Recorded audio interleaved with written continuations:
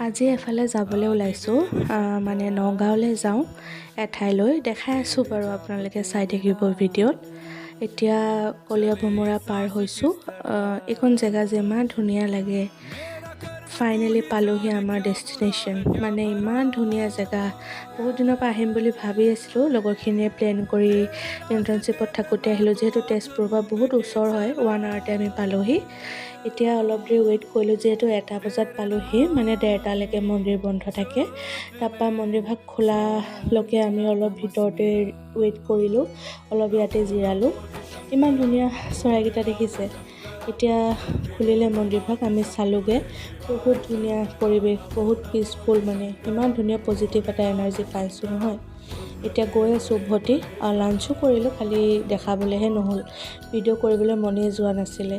এতিয়া ঘৰো পালোহি ফাইনেলি। চ' বাই।